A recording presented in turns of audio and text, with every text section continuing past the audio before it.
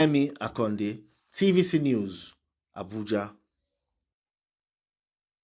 Interesting days ahead, but let's also tell you that the People's Democratic Party has rejected the declaration of the state of emergency in Rivers State by President Bola Tinubu. The party said the president lacks the authority to suspend a democratically elected governor. It's important to let you know that the Senate stepped down the approval of the state of emergency for Rivers State due tomorrow. Tonight, we continue to get more insights. Let's bring in Tony Dania, a lawyer and political affairs analyst. He's right here in the studio with me. Dr. Sani Abdullahi Shinkafi, security consultant and also political affairs analyst, is in our Abuja studio. And also right here in the studio, we have Mr. Oladotun Hassan. Gentlemen, good evening to you. Thank you very much for joining me on the program. The last 24 hours has been very, Thank you for having us in the studio. Interesting. Thank you so much, Dr. Shinkafi. I'll come back to you in a moment. But there's been a lot of reactions. I mean, before we started this conversation, we heard from the AGF, some for, some against. NBA has called this illegal. Governor Fubara has reacted. He says it's calling for peace, but also blamed the 27 lawmakers. The other faction, on the other hand, as the lawmakers are saying, we're okay with this development. For you, where do you stand? Let me start with you. First, the action of the president is not illegal. Okay. And secondly, it was born by the current uprising in Rivers State. Now, it must be noted that the president has not sacked any democratically elected person.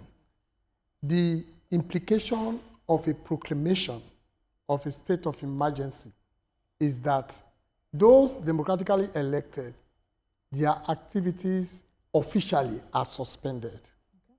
The governor remains the governor of Rivers State, but within this 6 month period, he cannot act. Same thing with the members of the House of Assembly. The governor and members, the parties to the crisis in Rivers State, officially and unofficially, ought to know that the issues might likely lead to a proclamation of a state of emergency. I am not saying this to support the president. I'm only saying the decision was proper. It is legal. I don't need to go to the provision of the Constitution again because it has been trashed by so many SANs and lawyers. Section 11, Section 305 of the Constitution and all that.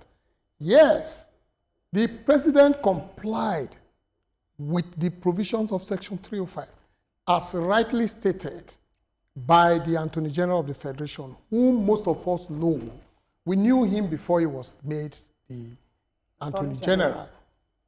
And I am very sure the decision of the president legally was well informed because of the personality of the current Attorney General of the Federation, whom I respect. I have tried to find fault, even politically, on your studio here, right from when the uprising in Rivers State started. I've always said, look for political solution.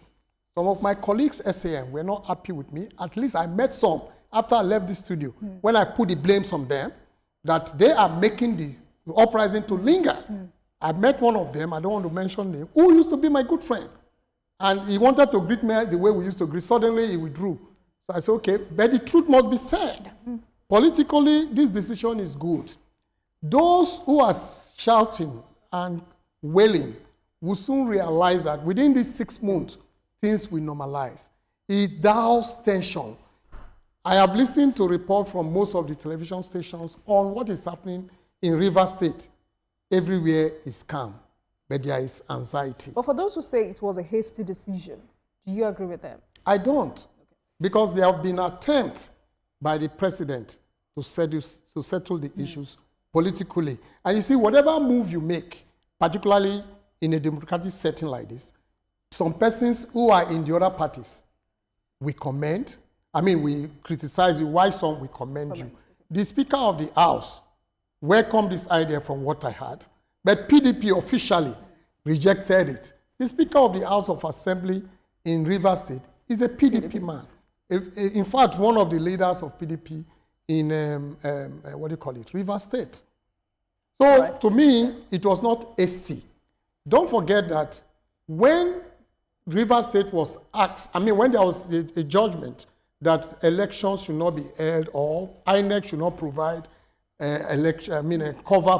materials for the local government election, and the IG should not provide security, who are private persons harmed. We are going up and down, as if that is the official security of the state. Right. Let me bring in Mr. Oladoto Hazard. Is this a win-win situation for all the parties involved? Well, we must acknowledge that we are in a democratic era, and it must be noted that we have to follow the rules and regulations, the rudiments of what it takes to be a democratic state. We cannot resort to a banana republic under the guise of democracy, and the anarchy is already going haywire in the River State. We all are aware, and I must admit and also want to align with the position, with my colleague's position, which is more frantic to let us know that what Mr. President did was the right thing to be done in a state of necessity, especially once you apply the reasonable foreseeability rule. Every reasonable man will know that there is fire on the mountain. If the speaker had been removed or by impeachment, could you imagine what spiral effect that would have caused? Okay.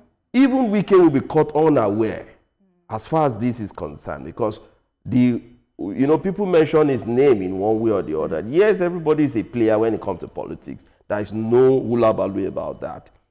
But the critical thing is the fact that had there been application of reasonability by the governor from the ab initio, whereby it demolished the State House of Assembly complex, would that have not been a wasteful means of trying to assert a veto? And that can only happen in a banana republic.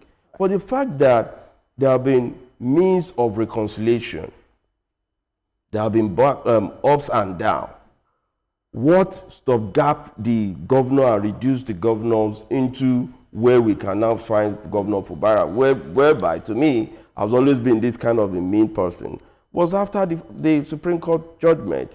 And that was when he realized the error he committed. And it was far too late. But in the same time, everybody was talked to their guns as at that period. And the security report, be aware that Mr. President will not just act on state of emergency from his good side of the So we'll get the perspectives of Dr. Shinkafi on the security implication of this. But quickly before I go to him, the immunity clause, is it still valid for Mr. Fubara? Because the immunity clause is valid. Because I hear some Nigerians say the EFCC needs to investigate him for some pending issues. The law is that you cannot arrest a governor within the period he's in government. Okay. It is only after that. Fubara have not been sacked, and I'm surprised that some of our colleagues were saying that they have no power, the president have not sacked Mubarak. The president is only been suspended. And you see, if the issues are resolved within quickly, the period, even before the 6 months, it could be restated. The proclamation could be vacated the same way. Of course, we are waiting for ratification from the National Assembly. It can be vacated the same way. We withdraw the proclamation and you get it ratified by the National Assembly, and things become normal. This is not the first time. We have precedent in Plateau State, where a state of emergency was declared. Adamawa State, state of emergency was declared. Ekiti State, state of emergency was declared. And normalcy came. We'll come back to that in a moment. Dr. Shinkafi, let me come